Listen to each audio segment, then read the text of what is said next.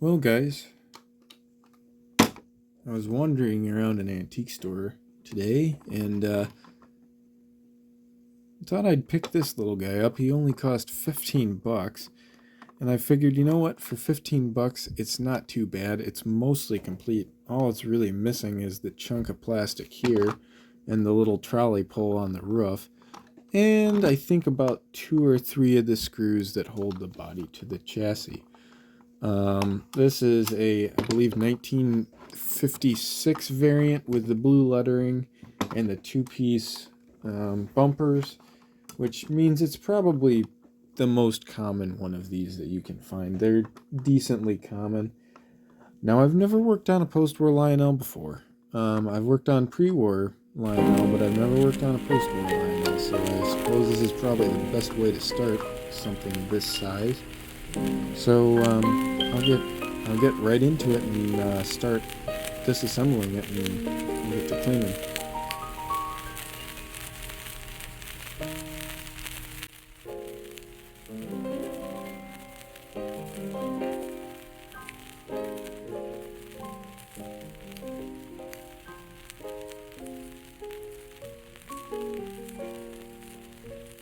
Well, here's the inside. Not a whole lot going on in there. A little tiny planet style bulb. That is a W57X. I would believe that's the correct style bulb. And there's the whole motor assembly. This should be interesting. Gee, that shaft is rusty. Poor little guy's been sitting in probably a basement or something for years and years. Pretty dirty too. Not gonna say it's perfect. Anyways, we'll continue our disassembly.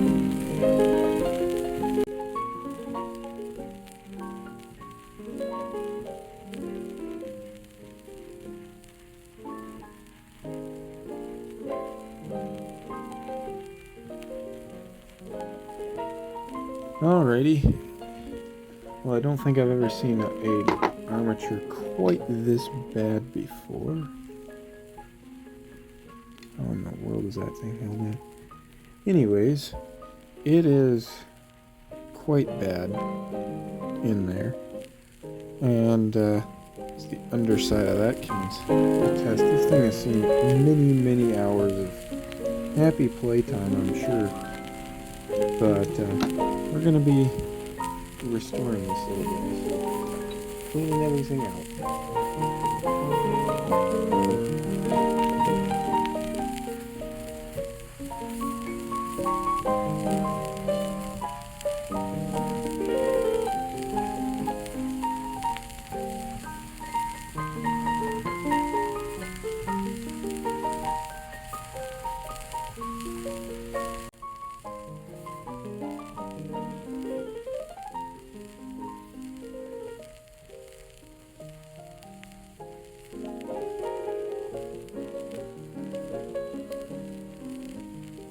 Well, that's definitely not the end of this, but I've never seen anything quite this bad before. I've seen quite a bit,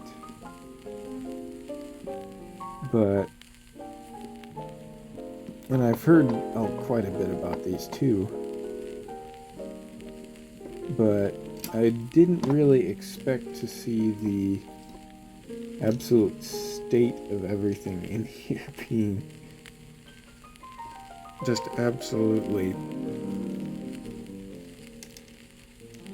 destroyed in some way or another. I mean, who else would have thought to make the bobbin that the motor coil is wound on? You would think of make that out of plastic, especially in a motor housing this small. in such a tightly cramped area. It's a wonder these things actually survived long enough to run as long as they did.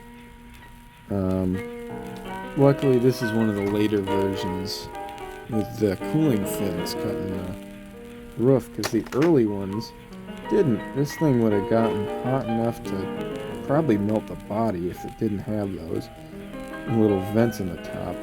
And to be honest, yeah, it has gotten quite toasty in here. I mean, everything in here shows signs of having been hot or,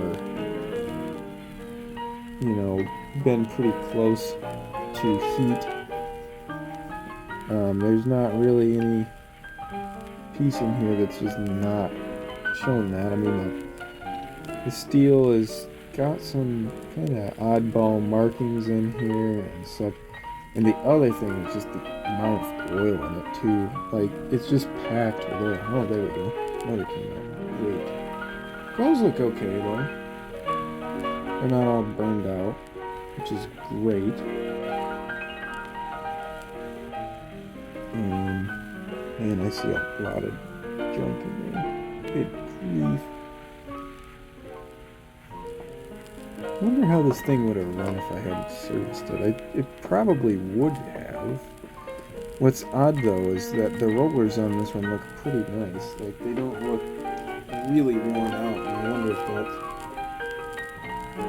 that's just a late post-war Lionel thing where they made them out of something different so they wouldn't wear down as good.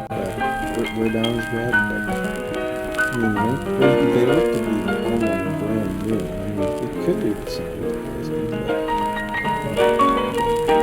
anyway, I got back to time.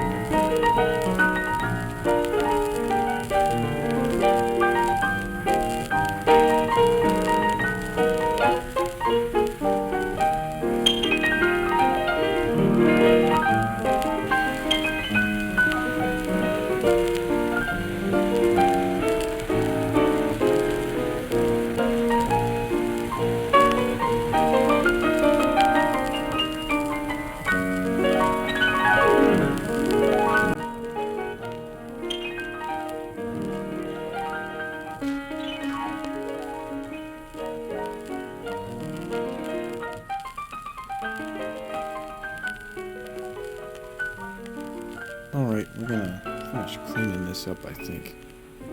Well, guys, it's been a couple of days. I mean, I wasn't working on it every day, but I accidentally broke some of the wires on the field.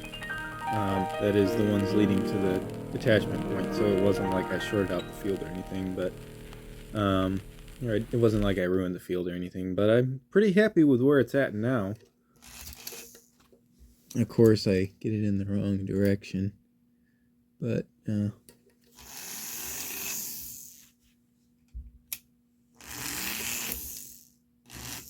it works pretty good. I think it's ready enough to be get the shell and all the other decorative parts back on. It sounds really good. I know I've heard a lot of these that sound really noisy, and I think it's just people that don't know how to oil them, or people that have lost the little ball that's on the top up there. There's a little ball bearing up there. But yeah, this thing runs and sounds pretty good. I mean, it's not that very loud, so I'll get you back when I've got it all reassembled again.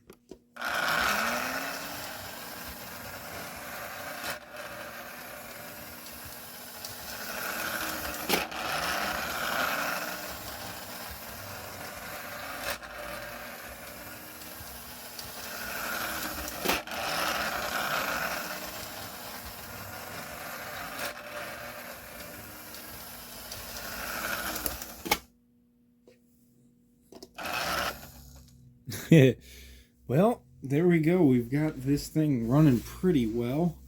I mean, it's never going to be perfect. As you can see right here, there's that big chip missing there. And I mean, it's faded.